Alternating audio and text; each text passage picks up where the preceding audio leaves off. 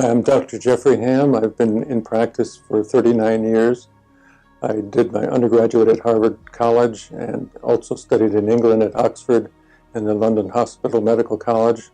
Completed my MD studies at Harvard Medical School and residency in general surgery and plastic surgery at the University of Michigan in Ann Arbor. I'm certified by the American Board of Plastic Surgery, and my special interests are the mommy makeover, so-called, which means breast surgery of one sort or another, and abdominoplasty. When a patient sees me concerning possible surgery, they fill out a form with their medical history and also which procedures they might be interested in. And so I ask them about their allergies, their previous surgical history, medical problems of any kind, medications, the usual history and physical. Then we narrow in on their particular interests. Now, they may think that they want a breast augmentation, but they really need a lift. They need a combination of a lift and an augmentation. They may want a reduction. There are many different techniques for each of these types of surgeries. So we try to refine the surgery to meet the needs of the patient. A patient who's interested in breast augmentation has a history usually of having some children, although not necessarily. We want to know several things. We want to know what their family history of breast cancer is, if their mother or sisters particularly have had breast cancer. Also, depending on their age, they may need to have a mammogram or an ultrasound or an MRI of the breast. Generally, somewhere between age 40 and 45 is what's now recommended for starting mammograms. So we would have to have either a recent copy of such a study within the last year, or the patient would need to get that study in order for us to proceed with the surgery.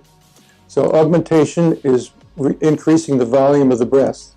If the patient is asymmetrical, we may need to use two different sizes of implants. We need to use different amounts of fluid in each side.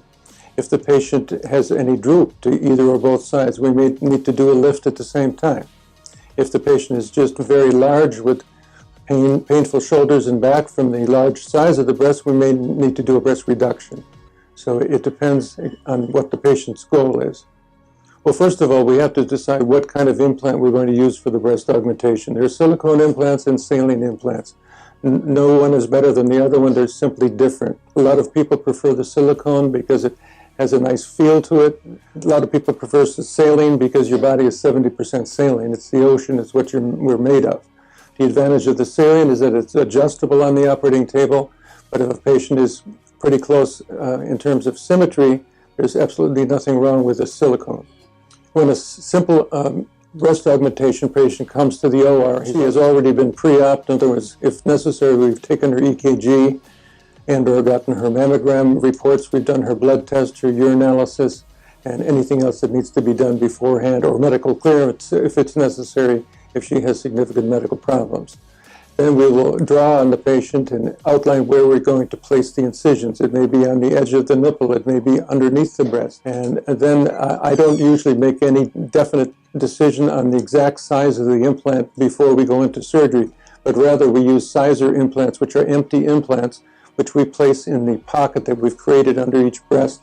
And we sit the patient up while they're sleeping, and we inflate those sizer implants to see what size looks actually the best on them. And we can vary and manipulate the volume of those sizers to see what the best size and shape of the implants is.